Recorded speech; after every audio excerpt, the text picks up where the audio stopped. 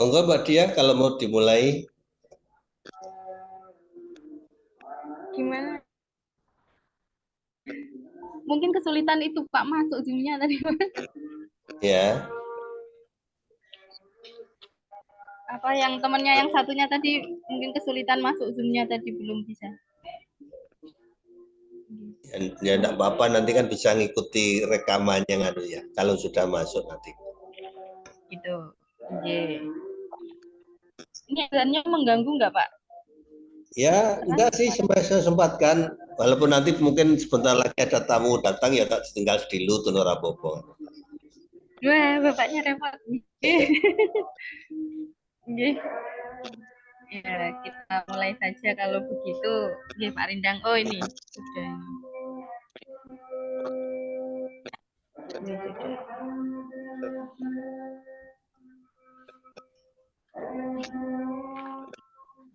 Sudah.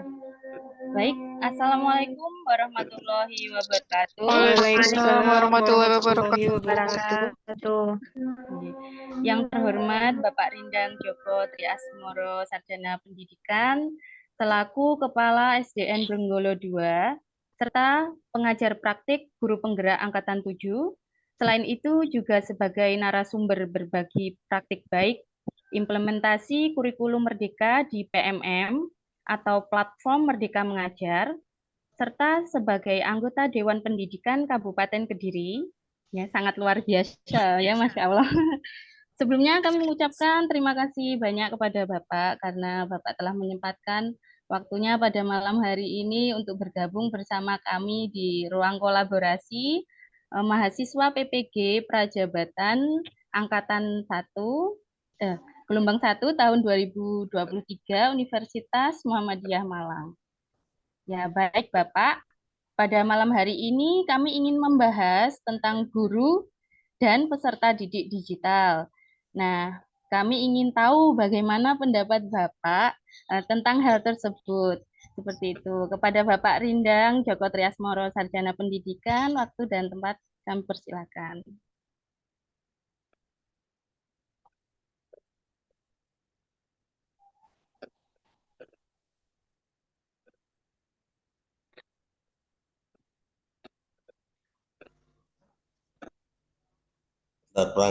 Perangkat saya ini perangkat tua, jadi enggak sama dengan punyanya teman-teman yang muda-muda ini, jadi harus sabar nih perangkatnya.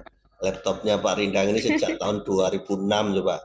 Sejak tahun 2006 sampai sekarang masih digunakan ini. Maka harap maklum kalau kadang kala ini perlu di-refresh. Oke, baik, bagaimana Mbak Dia tadi? Tolong diulangi lagi. Ya, ini Bapak, pada malam hari ini kami di ruang kolaborasi ini akan membahas tentang guru dan peserta didik digital. Nah, kami ingin tahu bagaimana pendapat Bapak tentang hal tersebut. Nah, kepada Bapak Rindang Joko Triasmoro, Sarjana Pendidikan, waktu dan tempat kami persilakan. Ya, terima kasih Mbak Dia dan teman-teman PPG UNM ya. UM? Ya, UMM. UMM. Jadi pada dasarnya saat ini di era digitalisasi, jadi digitalisasi pendidikan artinya beberapa proses pembelajaran ada yang dilaksanakan secara digital. Nah, tadi Mbak Dia juga sudah mengkonfirmasi saya sebelumnya apakah Pak Rindang siap untuk menjadi narasumber berbagi di malam hari ini. Insya Allah Pak Rindang siap. Jadi dan tidak hanya malam hari ini, seandainya teman-teman berkeinginan untuk koordinasi, konsultasi, sharing-sharing terkait dengan pendidikan, Pak Rindang siap. Jadi siap, pokoknya kayak jadwal liane panggah disiapkan. Nah, untuk era digital saat ini tidak hanya guru tapi juga siswa ya. Jadi siswa juga terlibat proses ini diawali ketika kemarin kita 2 tahun terdampak pandemi COVID-19. Dapat dikatakan itu sebuah musibah, tapi juga dapat dikatakan itu sebuah berkah. Kenapa saya katakan begitu? Karena kenyataannya di saat pandemi itulah teman-teman guru terutama banyak yang notabene sebelumnya itu gaptek kemudian beralih kepada tidak gaptek lagi. Jadi mengenal beberapa perangkat yang dapat membelajarkan teman-teman guru itu di era pandemi. Ketika mereka tidak bisa bertemu dengan siswanya, maka digital dapat menjadi sarana dan wahana untuk proses pembelajaran. Artinya, mau tidak mau digitalisasi pendidikan ini juga diperlukan tidak hanya saat kita kemarin dilanda pandemi. Setelah pandemi pun seperti saat ini kita menggunakan media digital sementara panjenengan mau minta beberapa masukan terkait dengan hal apa pada Pak Dirindang ya. Jadi Pak Dirindang juga memanfaatkan digital untuk menyampaikan apa yang menjadi unek-unek panjenengan semua. Artinya saat ini memang saatnya kita tidak hanya berkutat pada hal-hal yang harus ketemu, harus kopi darat setiap saat, harus kopi darat setiap waktu. Tanpa kita ketemu pun saat ini kita sudah bisa ketemu. Begitu Budia sedikit pembuka, artinya era digital ini adalah sebuah keniscayaan di dunia pendidikan. Terima kasih. Mungkin ada pertanyaan selanjutnya, boleh. Ya, baik. Terima kasih Pak Rindang. Mungkin dari teman-teman ada yang ingin bertanya, monggo silakan. Baik, terima kasih atas kepada Pak Rindang. Bagaimana nggih Pak pelaksanaan pembelajaran di era digital ini, khususnya untuk Mbak Delia sebelumnya diperkenalkan diri dulu biar nanti kenal semuanya ya. Sebelumnya perkenalkan Pak, saya Adelia Ratnadwita, biasanya dipanggil Adel. Saya asalnya Trenggalek. Saya salah satu mahasiswa PPG Prajatan gelombang 1 tahun 2023 Universitas Muhammadiyah Malang. Saya satu kelompok dengan Budaya, begitu Bapak. Silakan. Yang ditanyakan Mbak Adel tadi apa ya? Diulang lagi bisa.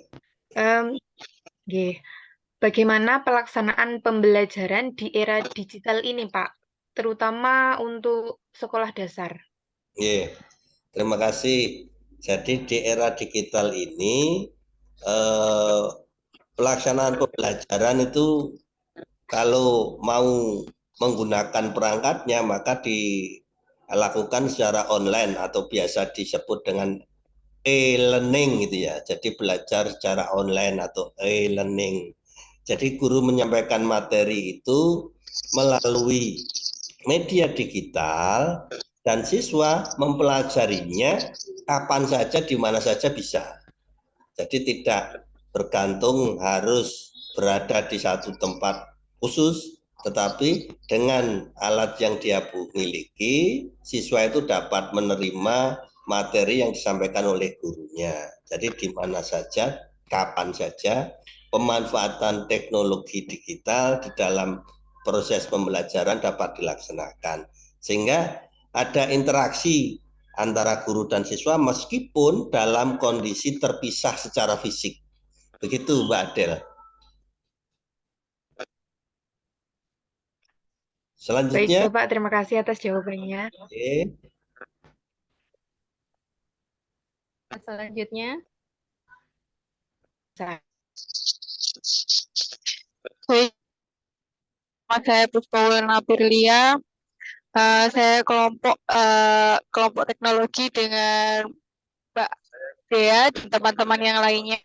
Saya izin bertanya mengenai bagaimana pemanfaatan media digital dalam setiap pembelajaran itu sebatas media pembelajarannya saja atau bisa sebagai rangkaian pembelajaran yang lainnya, mungkin modul ajarnya atau mungkin yang lainnya begitu, Pak. Oke, terima kasih Mbak Puspa. Nah, suaranya kadang hilang lagi. Jadi pemanfaatan media digital itu tidak hanya digunakan untuk media pembelajarannya saja.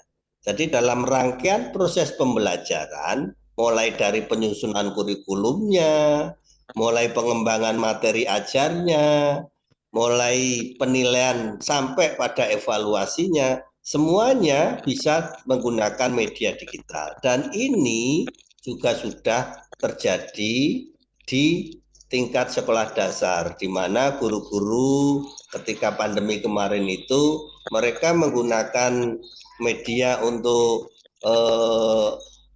tatap maya, menggunakan beberapa media seperti saat ini, ada Zoom, ada Google Meet, ada beberapa perangkat lainnya yang bisa memudahkan.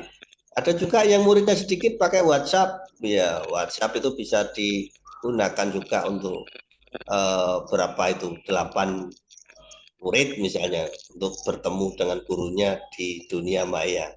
Artinya media digital tidak hanya digunakan untuk media pembelajaran, tetapi juga difungsikan di dalam penyiapan rangkaian pembelajarannya, baik itu kurikulumnya, baik itu materi ajarnya, baik itu penilaian dan evaluasinya, sampai kepada membuat bahan ajar yang menarik, itu digunakan media digital. Begitu Mbak Puspa, bisa diterima?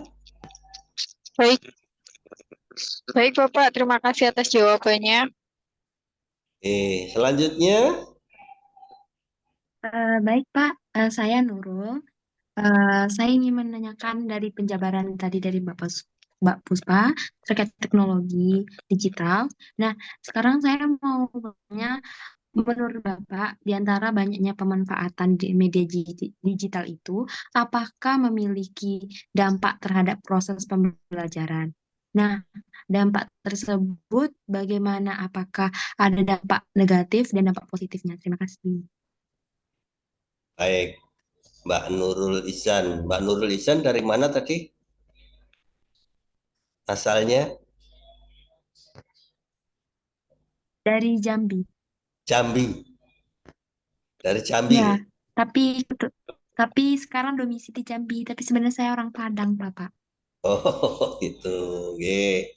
Jadi pemanfaatan media digital ini karena ini hal-hal yang sebelumnya juga belum pernah ada gitu ya, ataupun sebenarnya sudah ada, cuma perkembangannya kan selalu update dan upgrade gitu ya. Nah, artinya sesuatu hal yang baru, budaya-budaya yang baru yang dulunya belum pernah ada kemudian ada, dan itu sudah menjadi kebiasaan, pasti akan menimbulkan dampak, baik itu dampaknya positif maupun dampak negatif. Begitupun dengan media digital ini. Jadi ada dampak positif dan juga dampak negatif. Dampak positifnya misalnya memudahkan guru dan siswanya. Jadi tanpa bertemu mereka dapat melaksanakan proses pembelajaran. Itu kan mudah. Jadi tidak menyulitkan. Kemudian memangkas waktu ketika harus bertatap muka dengan media digital mungkin bisa dipangkas waktunya. Jarak yang sekian puluh kilometer seperti saat ini dapat kita pangkas, kita tidak perlu berjarak lagi. Saat ini kita sudah dapat bertatap muka walaupun lewat layar Zoom ini. Itu dampak-dampak positif. Akan tetapi media digital juga bisa menimbulkan dampak negatif ketika terjadi misalnya anak yang sudah terlanjur suka menggunakan gadgetnya, menggunakan HP-nya, menggunakan Android-nya untuk main game misalnya. Sampai terjadi kecanduan, itu kan sebuah dampak dari penggunaan media digital. Ada juga yang terjadi jika ketergantungan ini sampai menyasar kepada hal-hal yang bisa berpengaruh kepada karakter mereka. Karakter mereka beda loh. Jenengan rasakan nggak ketika jenengan kemarin 2 tahun terdampak pandemi, kemudian siswanya nggak ketemu gurunya, begitu ketemu gurunya, begitu masuk, weh, orang duwe unggah-ungguh kata orang Jawa. Anak sudah tidak mengenal tata krama kepada gurunya, wes dianggap konco dewe wes.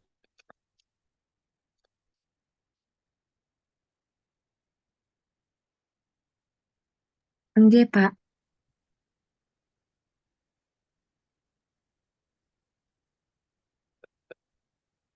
Refresh, perlu direfresh lagi. Pokoknya laptopnya Pak Rindang harus kondongan nulis refresh nih. Jadi yo bersabar, harus sabar. Beda karo laptopnya Mbak Dia, laptopnya anyar-anyar ngono ya. Beda karo laptopnya Mbak Puspa ya. Jadi dampak negatifnya ada, dampak positifnya ada nih.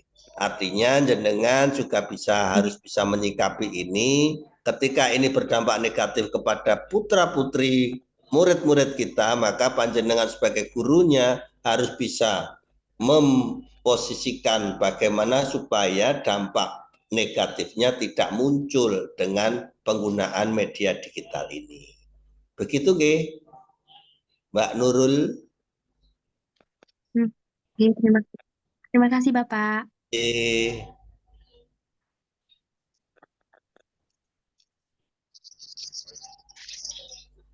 Permisi Pak, izin bertanya.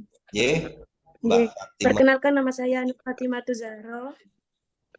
Bisa dipanggil Mbak Zahro, asal dari Surabaya, sedang berkuliah di Universitas Muhammadiyah Malang.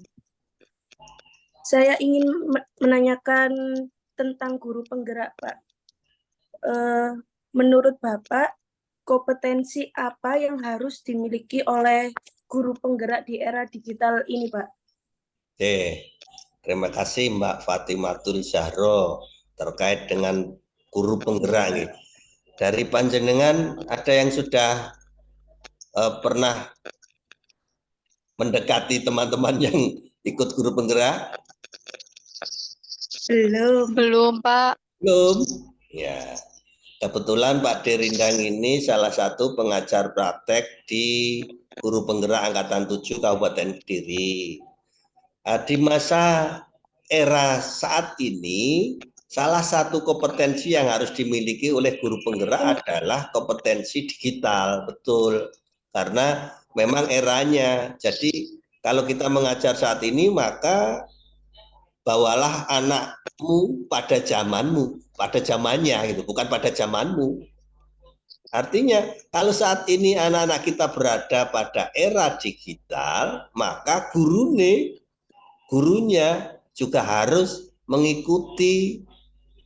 Kalau saat ini jenengan masih berkutat pada mindset lama, yang mana jenengan aku biyen diulang karo guruku ya kaya ngene iki. Diajari sama guru saya itu seperti ini, tidak menggunakan perangkat IT, tidak apa. Ya itu sudah pemikiran yang kurang tepat. Karena apa? Saat ini jenengan harus bergerak. Guru penggerak itu diharapkan menjadi transformator, menjadi transformer, menjadi orang-orang yang mampu menggerakkan sekelilingnya untuk mengarah kepada yang lebih baik, termasuk kepada pemanfaatan digital untuk bidang pendidikan. Artinya kompetensi apa yang harus dimiliki, maka salah satunya kompetensinya adalah kompetensi digital. Artinya kita harus bisa update dan upgrade. Bisa jenengan nanti tanyakan pada Mbak Dea. Pak Dirindang ini salah satu guru yang sekarang jadi kepala sekolah yang usianya sudah tidak muda lagi, sudah di atas 50 tahun, sudah 52 sekarang. Tetapi luar biasa. Tapi untuk pemanfaatan digitalnya insya Allah tidak kalah dengan yang muda-muda ini. Yang kemarin ada program pembatik, tahu pembatik?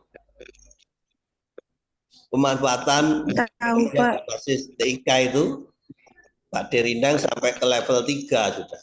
Jadi level 1 lolos, level 2, level 3, karena level 4 itu hanya 30 orang coba.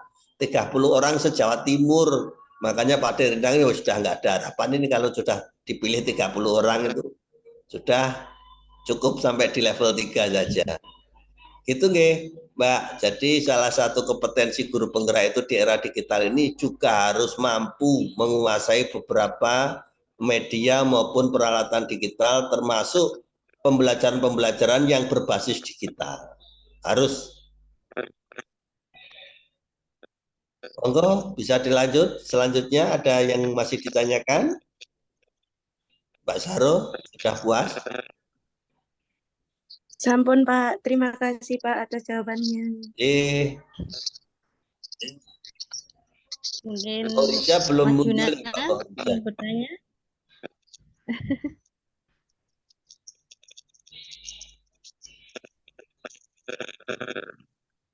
Halo Mas Juna, bagaimana? Oh Mbak, itu Mbak atau Mas itu ya? Mas Pak, Mas, Maurita Pak. Juna. Juna.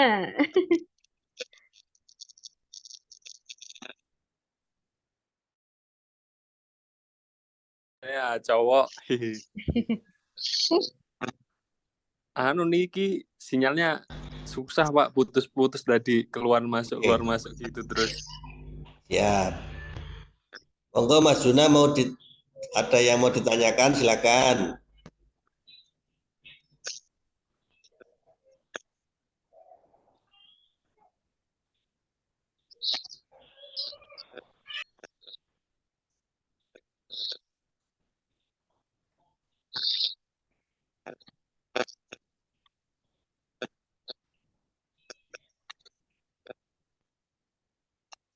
Belum muncul suaranya Mas Juna? Iya Pak. Oke. Mungkin saya tanya ini. Media digital, media pembelajaran yang mungkin sering digunakan oleh guru khususnya pada media digital lah Pak. Oke, terima kasih Mas Juna. Jadi di era digitalisasi ini memang pemanfaatan digital itu tergantung pada kompetensi teman-teman guru juga di dalam memanfaatkannya, karena tidak semuanya itu familiar. Misalnya saat ini kita menggunakan Zoom. Ada beberapa teman guru yang tidak familiar dengan Zoom karena mereka biasanya pakai MS Team, mungkin pakai Google Meet, mungkin pakai lainnya, sehingga itu tergantung Mas, pemanfaatannya itu tergantung kondisi dan juga kompetensi teman-teman itu berada. Kemudian yang sering digunakan memang saat ini Google Classroom misalnya ya, itu salah satu media yang memudahkan guru untuk berinteraksi dengan siswanya, memberikan tugas, kemudian langsung menerima umpan balik dari tugasnya itu ketika siswa sudah melaksanakan. Sebentar, Ki, ada yang ngebel. Tahan sebentar, Mbak Dia, monggo dibincang-bincang dulu sebentar. Nggih, Pak Rindang. Oh, nggih, Pak, monggo.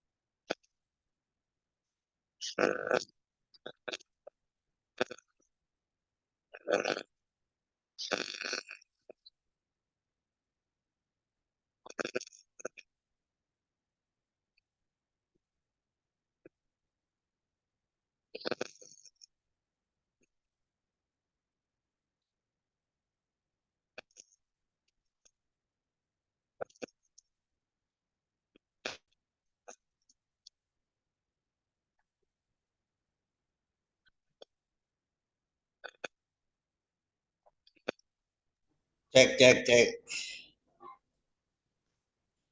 Oke, monggo dilanjut. Jika masih ada yang ditanyakan. Jadi pertanyaan Mas Juna tadi ya, itu tergantung pemanfaatnya, itu tergantung pada kondisi tempat dan kompetensi gurunya, Mas. Jadi ada yang biasa menggunakan Zoom, ya di daerah itu katanya menggunakan Zoom. Kalau ada yang biasa menggunakan gurunya pakai Google Meet, ya Google Meet.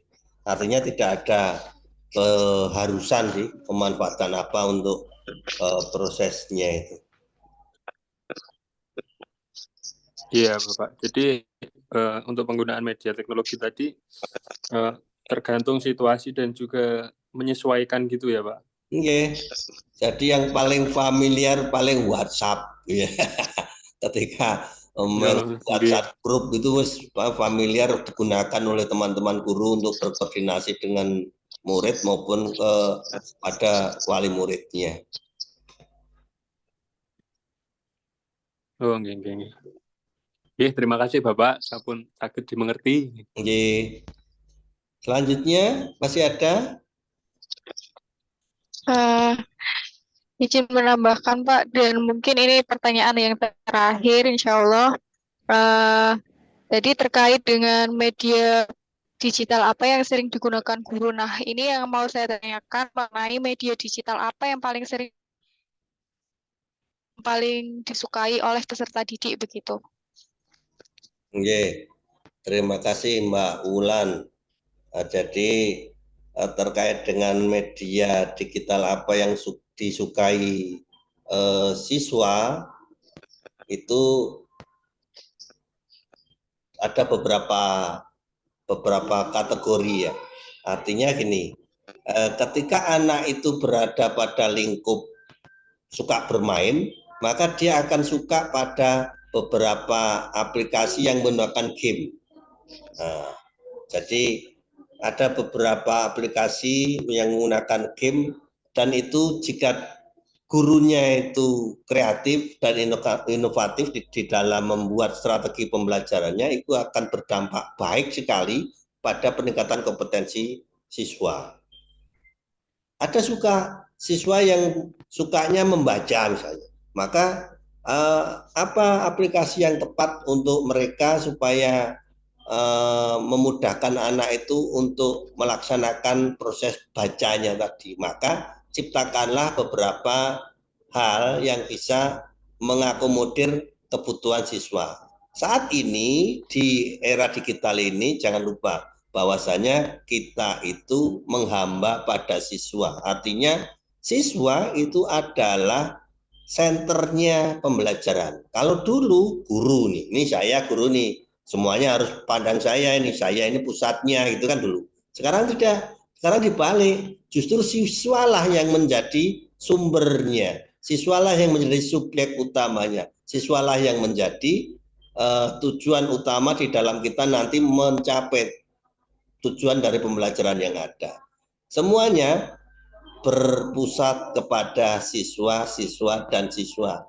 Sehingga apa yang akan tepat digunakan, media apa yang tepat digunakan, maka lihat siswa kita senengnya apa sih, butuhnya apa sih, maka gurunya harus menyiapkan apa yang dibutuhkan.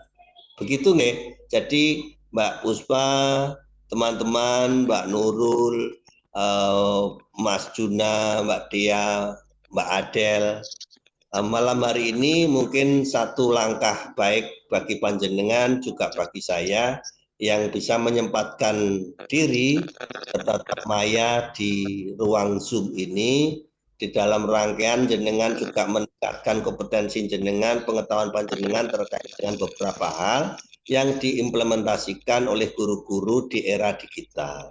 Silakan nanti setelah dari ruang ini jenengan nanti kembali lagi ke forumnya, kemudian mendiskusikan lagi, oh sekiranya kita perlu mengangkat ini nih, maka kita akan bicarakan di lain waktu. Siap, nanti Pak Dirindang siap. Jadi teman-teman biasa memanggil Pak Dirindang. Pak D itu Pak Gede, ini berarti tua wong ya.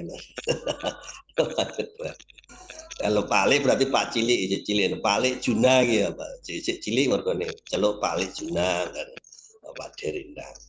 Begitu teman-teman mahasiswa PPG, semoga lancar apa yang dikerjakan di tempat tugasnya. Amin, Mbak Dia Bapak. mungkin Terima kasih. Amin. Nggih, Pak Rindang. Terima kasih banyak kami ucapkan kepada Pak Rindang karena sudah sangat membantu kami. Terima kasih banyak telah meluangkan waktunya untuk bergabung bersama kami. Semoga di lain waktu kami bisa tetap bergabung kembali bersama Pak Rindang untuk ilmu-ilmunya yang sangat luar biasa, Pak Rindang. Terima kasih banyak. Untuk rapat hari ini kami akhiri. Wassalamualaikum warahmatullahi wabarakatuh. Waalaikumsalam. Waalaikumsalam warahmatullahi wabarakatuh. Terima kasih Pak Rindang. Terima kasih. Terima Pak. kasih Bapak. Sehat-sehat Pak Rindang. Amin, amin, amin. Izin keluar Pak. Terima kasih Pak.